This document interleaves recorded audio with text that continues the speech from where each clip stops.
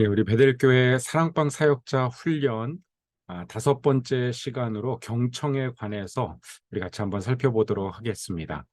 우리 야고보서 1장 19절 말씀에 보면 이런 말씀이 기록이 되어 있습니다. 우리 함께 읽겠습니다. 너희가 알거니와 사람마다 듣기는 속히 하고 말하기는 더디하며 듣는 일에 더 주의를 기울이고 더 많은 노력을 할애하라는 그런 이야기죠. 우리가 어떻게 다른 사람들의 이야기를 잘 듣고 또 상대방을 존중할 것인지 우리 같이 한번 좀 생각하고 또 우리가 가정에서 우리 부부간에 혹은 우리 자녀들과의 대화에서도 경청하는 훈련을 좀 해보면 관계가 개선되고 또 서로 간에 어떤 속에 있는 그런 마음들을 함께 쉽게 잘 공유할 수 있을 것입니다. 우리가 경청해야 될 이유를 든다면 먼저는 우리 하나님이 자기 백성들의 작은 소리에도 귀를 기울이시는 경청하시는 하나님이시기 때문에 우리도 서로 간에 경청하는 것이 필요하죠. 하나님의 말씀에도 경청해야 합니다.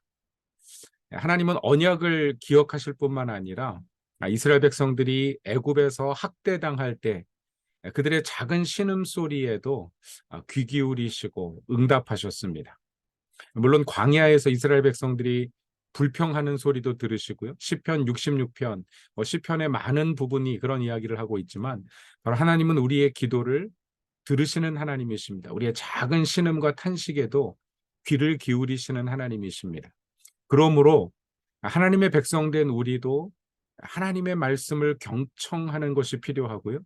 하나님의 마음을 깊이 귀 기울여 듣고 정말 하나님의 말씀을 존중하는 그런 태도로 살아가는 것이 마땅할 것입니다.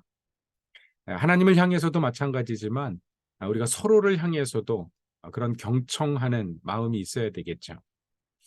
우리가 사랑방 사역을 하는 데 있어서 경청이 중요한 이유는 바로 잘 들어주는 것, 경청이 곧 돌봄이다.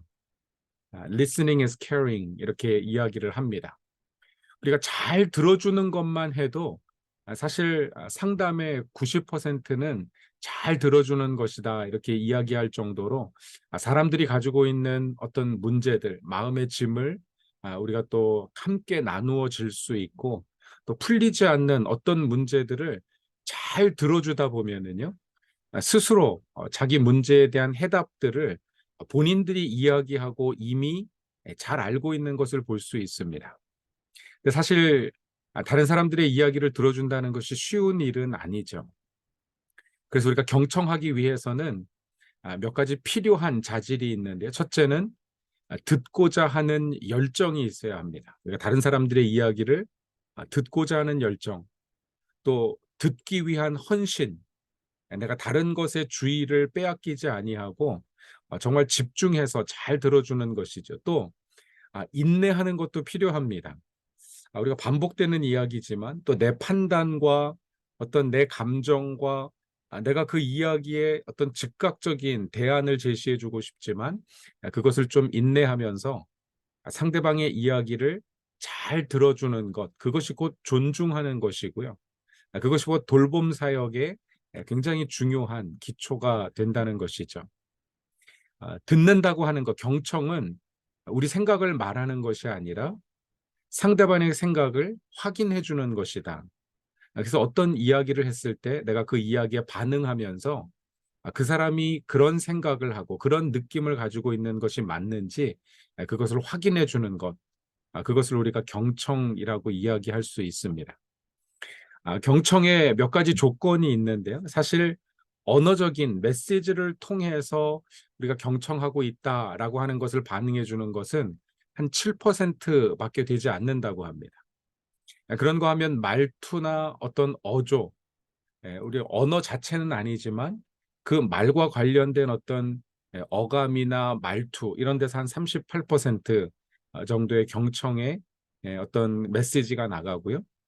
정말 중요한 것은 비언어적인 대화를 통해서 우리가 경청하고 있다는 사실을 상대방에게 훨씬 더 강력하게 메시지를 줄 수 있다는 것이죠. 이 비언어적인 대화를 솔라, 우리가 태양이라고 이렇게 이야기할 수 있는데요. 이 솔라는 약자입니다. sit forward, 우리가 앞으로 기대어서 앉는 것. 그래서 그 대화할 때 뒤로 이렇게 뒤로 가 있거나 하는 것이 아니라 몸을 말하는 사람의 상대 쪽으로, 또 이쪽 사람이 말하면 그쪽 사람의 상대 쪽으로 이 몸을 기울이는 것, 이것이 경청의 굉장히 중요한 비언어적인 사인이죠. 내가 잘 듣고 있습니다. 두 번째는 오픈 포스처, 우리가 열린 자세인데, 팔짱을 끼는 것은 닫힌 자세이죠. 내가 한번 들어보겠다, 혹은 내가 판단하겠다, 이런 메시지입니다. 아니면 나 듣기 싫습니다, 그런 이야기죠. 그래서 우리가 오픈 포스처로, 좀 열린 자세로 그 말을 잘 경청하는 것. 그다음에 L은 look into eyes, 눈을 바라보는 것. 상대방의 눈을 아주 바라보는 것이 좋죠. 근데 사실 우리 한국 사람들은 눈을 뚫어지게 바라보는 것을 굉장히 부담스러워합니다. 여러분들이 대화할 때 눈을 바라보면 어느 순간에 굉장히 어색함을 느낄 수도 있어요. 그래서 가장 좋은 것은 눈이 아니라 눈보다 살짝 아래, 미간이나 혹은 눈 아래 눈두덩이 정도를 바라보아 주는 것만 해도 내가 잘 듣고 있습니다, 이런 메시지를 주게 되고요. 너무 거리가 멀어지게 되면 시선이 빗나가 있다는 걸 느끼거든요. 그래서 이 사람이 내 어떤 주근깨를 보나, 내 어떤 여드름을 보나, 이렇게 생각할 수 있기 때문에 눈 주위에 약간 아래쪽을 보는 것이 자연스러운 아이 컨택이 될 수 있고요. 물론 그러면서 종종 그 눈을 확인하고 아이 컨택을 만드는 것도 중요하죠. 그다음에 A는 attend fully, 우리가 정말 전적으로 주의를 집중해서 다른 것에 이렇게 주의가 산만하게 흩어지지 아니하도록 하는 것이고요. repeat the words, 그분이 한 이야기를 반복해서 말하는 것이죠. 아, 그런 이야기시군요. 네, 이런 의미시군요. 이렇게 그분이 한 이야기를 그대로, 난 지금 화가 났어, 그러면 화가 나셨군요. 그런 어떤 그분의 어떤 감정이나 느낌, 생각을 우리가 다시 한번 확인해 주는 것, 이것도 경청의 아주 좋은 어떤 메시지라고 볼 수가 있습니다. 우리가 경청을 위한 네 가지 태도를 같이 살펴볼 텐데, 물론 첫 번째 경청인데, 말씀드린 대로 경청은 우리가 말뿐만이 아니라 어떤 상대방의 표정, 숨결, 태도, 감정에 귀를 기울이는 것을 의미합니다. 그래서 열린 태도로 우리가 기울여서 관심이 있다는 어떤 그 몸의 대화를 통해서 그 사람의 말뿐만 아니라 어떤 표정을 읽어내고 감정을 읽어내는 그런 노력을 기울이는 것이다. 또 말로 표현되지 않는 부분에도 관심을 가지고 조심스럽게 질문하는 것도 좋은 경청의 방법일 수 있다.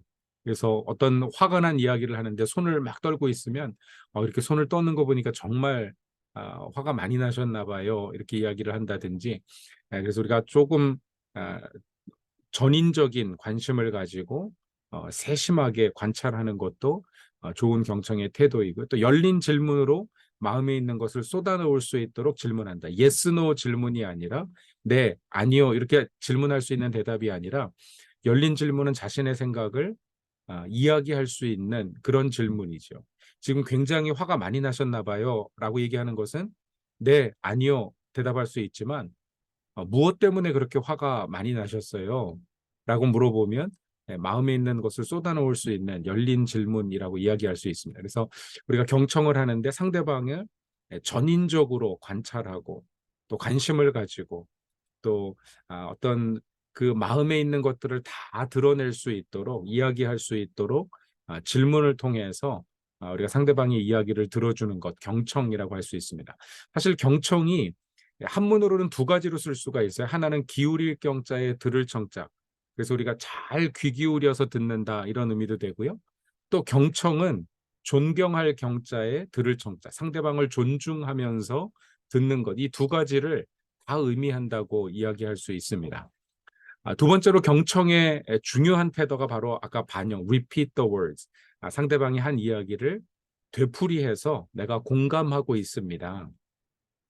또 상대방의 감정을 우리가 반영해서 우리가 이제 그렇게 이야기해 주면, 그분이 어떤 화가 난 것을 또 얘기해 주면 자신의 상태를 객관적으로 볼 수 있게 해주는 어떤 기회가 되기도 하고요. 또 상대방의 영적인 상태, 하나님과의 관계를 확인하고 영적 변화와 성장의 길을 모색한다. 영적인 반영을 해주는 것이죠. 그래서 단순히 언어 반영, 감정의 반영뿐만 아니라 영적인 반영을 통해서 정말 이분이 이 문제를 내가 잘 듣고 있다는 것을 깨닫게 하고, 또 이 문제를 영적으로 가지고 가서 정말 하나님과의 관계를 통해서 우리가 해결할 수 있는 길을 함께 모색하는 그런 어떤 영적인 반영도 있어야 합니다. 세 번째로는 공감이라고 하는 것이고요. 그래서 공감은 상대방이 처한 상황을 이해하고 또 그들이 느끼는 감정을 우리가 함께 공유해주는, 물론 상대방이 막 화가 났다 그래서 같이 화를 내면서 제3자를 비난하거나 하는 것은 옳은 태도가 아니고요. 경청이라고 하는 것은 상대방의 감정은 충분히 이야기해주지만 제3자나 어떤 사건에 관해서는 내가 객관적인 입장을 취하면서 어떤 감정적으로 상대방이 느끼는 것을 내가 이해해주고 있다, 공감해주고 있다, 이런 메시지 정도만 주는 것이고요.